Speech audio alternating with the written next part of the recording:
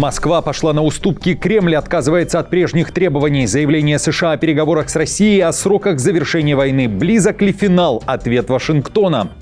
Гарантии безопасности в обмен на территории. Зеленский, дед которого воевал за Донбасс во Второй мировой, оказался на раздорожье. Резонансная статья в западной прессе. Какой выбор сделает Украина? И почему в Киеве вспыхнул протест на Майдане? Обращение к Банковой. Запад резко ответил Путину: внезапное военное усиление Украины, заявление о победе и контратака на фронте. Киев и Москва заявляют о потере позиций и отступлении.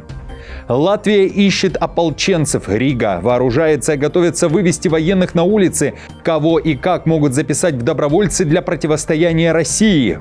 Грандиозные скандалы пощечина. Зеленский шутит об ударах по нефтепроводу «Дружба», а Словакия и Венгрия отвечают, как Киев может пострадать, что происходит. Медицинский эксперимент на россиянах. Как люди без высшего медицинского образования будут отвечать за здоровье граждан. Официальный приказ Минздрава. Досмотрите. Всем привет, это «Время Прядко», коротко, четко и по делу о том, о чем говорят в мире. Если вам есть что сказать, делитесь своими мыслями и отвечайте на мои вопросы в комментариях. За лайк и подписку буду особенно благодарен. Время начать.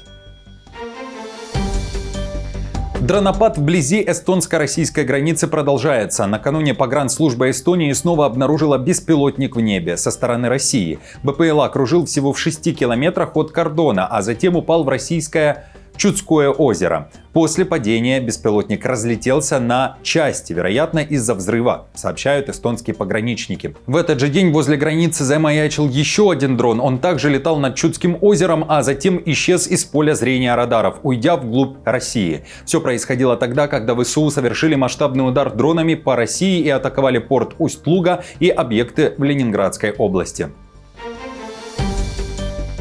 Латвия ищет ополченцев для того, чтобы защищаться от России. Рига планирует существенно увеличить численность вооруженных сил, в частности, за счет расширения Земессардзе. Это добровольческое формирование, выполняющее функции Нацгвардии Латвии. Сейчас в рядах Земессардзе около 10 тысяч ополченцев, заявил командир военного формирования Айвар Крюков. Будет в 2 раза больше. Расширение штата – это часть общего плана развития национальных вооруженных сил. Он предполагает также строительство инфраструктуры для обучения солдат службы государственной обороны и интеграцию современных технологий и вооружения. Крюков отметил, что стать ополченцем просто. Можно вступить в ближайший батальон по месту жительства или записаться на собеседование через официальный сайт. Уже в начале сентября подразделение добровольцев отправится на военные учения на Мейс. В маневрах примут участие около 12 тысяч военнослужащих и добровольцев из Латвии и государств НАТО. По словам генерала Крюкова, это большие сложные учения государственного уровня, которые охватят всю страну. Земессардзе будет на улице по всей Латвии. Мы тренируемся в каждом регионе как по гибридным сценариям, так и по сценариям конвенциональных военных нападений. Мы делаем это со всеми родами регулярных войск, а также международными силами, которые находятся в Латвии. Удар по дружбе. Киев может остаться без словацкого дизеля. Атаки украинской армии на нефтепровод «Дружба», по которому нефть из России поступает в Словакию, противоречат не только национальным интересам Словакии, но и не приносят пользы самой Украине. Об этом в интервью телеканалу Йой-24 заявил глава словацкого МИД Юрай Бланер. Министр отметил, что уже озвучил по телефону свою позицию украинскому коллеге Сибиге. Бланер подчеркнул, что словацкий нефтеперерабатывающий завод Словнафт в настоящее время является важным поставщиком дизельного топлива в Украину. Также словацкий министр пообещал не эскалировать ситуацию своими заявлениями и призвал Украину к прагматичному подходу. Мы понимаем, что Украине тяжело, но для нас эта инфраструктура очень важна. Тем более, когда мы видим, что Украина сама вредит своим интересам, рискуя остаться без топлива. Наш национальный интерес – защитить эти поставки, и поэтому мы также открыто общаемся с украинской стороной. В то же время Зеленский решил пошутить по поводу дружбы, и его шутка уже разлетелась по сети и долетела до Будапешта, который также получает нефть по этому нефтепроводу. Отвечая на вопрос о перспективах снятия вето Венгрии на вступление Украины в ЕС, украинский президент пошутил по поводу ударов по газопроводу «Дружба». Давайте послушаем. Мы всегда поддерживали дружбу между Украиной и Венгрией. А теперь существование дружбы зависит от позиции Венгрии. Венгрия мгновенно отреагировала на эти заявления и обвинила Зеленского в грубых угрозах. В последние дни Украина нанесла серьезные удары по безопасности нашего энергоснабжения, а атаки на энергетическую безопасность следует рассматривать как нападение на суверенитет. Никакая война, к которой мы не имеем никакого отношения, не может служить легитимным объяснением нарушения нашего суверенитета. Мы призываем Владимира Зеленского прекратить угрозы в адрес Венгрии и отказаться от действий, ставящих под угрозу нашу энергетическую безопасность. Украине необходимо пойти на сделку с Россией, иначе она рискует потерять еще больше территорий. Об этом пишет New York Times. Авторы материала уточняют, что все дороги в мирных переговорах между Москвой и Киевом ведут не в Рим, а на Донбасс. Именно он станет главной темой для обсуждения на высоком уровне. Дед Зеленского сражался за города Донбасса и его освобождение во Второй мировой войне, пишут авторы материала, уточняя, что об этом Зеленский рассказал Трампу во время встречи в Белом доме. Именно тогда они оба рассматривали карту Украины в овальном кабинете и рассуждали о территориях, пишет издание. Для президента Трампа карта Украины, установленная на Мольберте, несла очевидное послание: под контролем России большое количество территорий, а для Зеленского карта представляла гораздо более сложную картину. Это не деловая сделка и не игра в покер, это личное, говорится в публикации. При этом источники издания пишут о том, что сейчас Украина достигла той точки, когда могла бы согласиться на уступки и отказаться от Донбасса в обмен на гарантии безопасности. Неясно, к чему приведет недавняя волна дипломатических усилий, инициированных господином Трампом, чтобы положить конец самой смертоносной войне в Европе со времен Второй мировой войны. Но Донбасс, богатая минералами территория, состоящая в основном из двух регионов, Донецкой и Луганской областей, будет в центре любых переговоров. Сейчас Зеленский на раздорожье, он может вызвать гнев Трампа или же поддержать нечто непопулярное среди украинцев, пишет New York Times, уточняя, что большинство граждан страны все еще выступают против передачи какой-либо территории России, о чем говорят результаты опросов.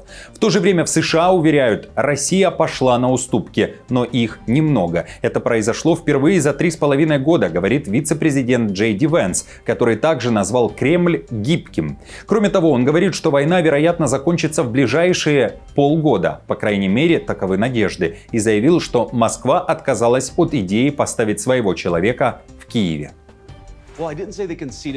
Я не говорил, что они уступили во всем, но они признали, что Украина будет иметь территориальную целостность после войны. Они признали, что не смогут установить марионеточный режим в Киеве. Это, конечно, было основным требованием в начале. И, что важно, они признали, что будут какие-то гарантии безопасности для территориальной целостности Украины. Сделали ли они все уступки? Конечно, нет. Должны ли они были начинать войну? Конечно, нет. Но мы достигаем прогресса. И какой бы ни был исход, закончится ли война через 3 месяца или 6 месяцев или, надеюсь, не дальше. Но, возможно, мы должны гордиться тем, что у нас есть президент, который пытается остановить убийство. Он, кстати, уже завершил 6 войн по всему миру. Это была бы 7-я. Это самое сложное. Но мы пытаемся, несмотря на это. В то же время Лавров накануне заявил, Путин Зеленского признает, но де-факто называет его главой режима и дает понять, что для подписания, вероятно, нужна смена власти в Украине. Такое заявление Лавров уже делал в мае этого года. Тогда Москва требовала отстранить Зеленского для подписания меморандума о мире. Нет, мы признаем его фактическим главой режима, и в этом качестве мы готовы с ним встречаться. Но когда дело доходит до подписания юридических документов, нет, вы хотите видеть только ту часть картины, которая вам подходит. Когда мы дойдем до стадии подписания документов, нам нужно будет четкое понимание всеми, что человек, который подписывает, является легитимным, и согласно украинской конституции господин Зеленский в данный момент таковым не является.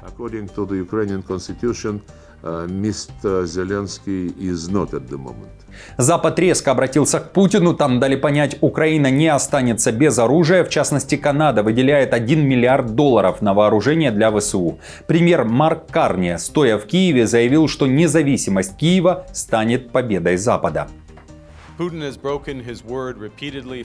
Путин неоднократно нарушал свое слово от Минска до сегодняшнего утра. Путин стал причиной этой ужасной трагедии, унесшей жизни миллионов. Путин угрожает вашему небу, вашим городам. Путин украл ваших детей. Но Путина можно остановить. Экономика России слабеет. Он становится все более изолированным. А наш альянс укрепляется. Он становится более эффективным, решительным, сплоченным.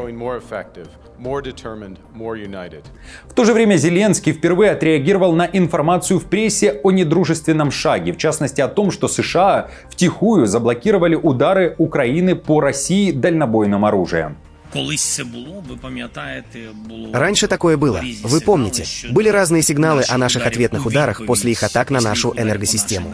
Это было давно.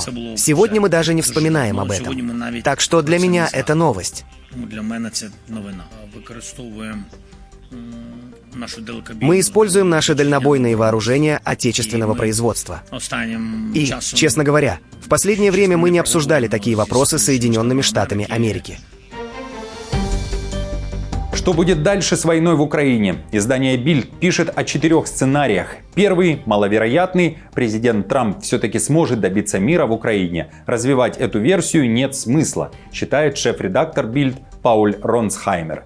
По его словам, Путин пока не согласился ни на одну инициативу Трампа и продолжает гнуть свои правила. Второй сценарий предполагает затяжную войну, но не в пользу Украины. По словам шеф-редактора Bild, из-за оборонительных сооружений ВСУ российская победа на Донбассе возможна только после 3-4 лет боев с тяжелейшими потерями. Он добавляет, что мир станет реальным лишь в случае компромисса по Донбассу, например, заморозки линии фронта. Согласно третьему сценарию, Трамп может усилить давление на Путина через санкции. Журналист отмечает, что в Белом доме медлят с этим планом, опасаясь экономических последствий для США. Сценарий номер 3 вполне вероятен, но дорогостоящий для США. И еще один вариант. Трамп может снабдить Киев новым оружием, пишет Bild, и таким образом диктовать условия Кремлю, пока там не согласятся на прекращение огня. Война продолжится без изменений. Украинская делегация, которая вместе с президентом Владимиром Зеленским отправилась в Вашингтон, в прошлый понедельник готовилась к худшему. Но все прошло намного лучше, чем мы ожидали, сказал украинский советник Зеленского изданию Bild. Мы верим, что Трамп гораздо лучше понял нашу позицию. Верим. Ведь знать наверняка они не могут. Президент США Трамп постоянно меняет свою позицию. А какой вариант вам близок? Пожалуйста, поделитесь своим мнением в комментариях под этим видео. Также попрошу, как всегда, поставить лайк этому видео, если вам не сложно и если вас не затруднит, а также подписаться на канал Время Прядко, чтобы не потеряться. А я продолжаю. Срочное обращение к Зеленскому. Митинг в центре Киева. К Банковой озвучены требования. К Зеленскому обратились семьи пропавших без вести военных ВСУ. Это в основном жены, матери и сестры украинских воинов. На мирную акцию протеста женщины принесли портреты пропавших на войне близких и плакаты с надписями «Верните пропавших без вести домой». Украинки призывают Зеленского услышать их, активизировать поиски и предоставить семьям полную информацию о их защитниках. Он пошел защищать Украину и пропал на первом боевом задании. И мы прошли очень долгий путь. Мы его ищем. Мы верим, что он живой. Я требую от президента и всех органов и структур взяться дружно за ручки и найти, наконец-то, этих ребят. Потому что терпение наше уже закончилось. Бо терпіння наше уже закінчилось. Я дружина безвісті зникла. Я жена пропавшего без вести, Елена Белоштан. Муж пропал 9 ноября 2024 года. Обращаемся к президенту, нашему правительству, чтобы наши ребята помогали, искали. Не отправляли новых ребят на те же самые позиции, с которых военные пропадали. Точные цифры солдат, пропавших без вести, не публикуются. Украинские официальные лица заявляют, что с 2022 года в списке пропавших без вести было внесено более 70 тысяч украинцев. Большинство из них военнослужащие. Контрудар ВСУ. Украина заявляет, что ВС РФ были выбиты и потеряли несколько населенных пунктов в Донецкой области. Об успешном наступлении на Донбассе заявил главком ВСУ Сырский. Он же и назвал точки на карте, которые перешли под контроль Украины. Прослушал доклады командиров корпусов и бригад об оперативной обстановке. Ситуация действительно сложная. Противник сосредоточил на этом участке фронта свои основные усилия. Но мы должны удерживать линию. Помощь в организации боевых действий будет предоставлена. Вопросы с дополнительными боеприпасами, дронами и средствами радиоэлектронной борьбы решены. Наши войска успешно контратаковали и освободили от врага села в Донецкой области: Михайловку, Зеленый Гай, Владимировку. В украинской разведке уверяют, что Новомихайловка была взята силами ГУР и 3-й штурмовой бригады. В ведомстве Буданова опубликовали видео. В то же время Россия о потере территории не сообщала, но в Минобороны РФ говорят, что взяли под свой контроль населенный пункт в другой области. Подразделения группировки войск «Центр» в результате наступательных действий освободили населенный пункт Филия Днепропетровской области. Медицинский эксперимент на россиянах. Уже с 1 сентября лечить пациентов смогут медики без высшего образования. Речь о фельдшерах и акушерках. Теперь официально они смогут подменять врачей, терапевтов, педиатров и даже гинекологов. Разрешение дал Минздрав, а решать, кого поставить врачом, будут руководители больниц. Такие замены будут работать в ФАПах, амбулаториях и поликлиниках. Причина – катастрофическая нехватка медиков. Сейчас в стране нужны 23 тысячи врачей и более 60 тысяч среднего персонала. По новым правилам фельдшер сможет осматривать пациентов, назначать лекарства и обследования, а если заподозрить серьезное заболевание, отправлять к узкому специалисту. Дефицит настолько критичен, что в июле экономисты предложили привозить в Россию десятки тысяч врачей с Кубы. Друзья, спасибо вам за просмотр. До встречи уже завтра. Не забудьте подписаться на канал и поставить лайк этому видео. А я напомню, новости за неделю собраны в плейлист. Переходите и смотрите.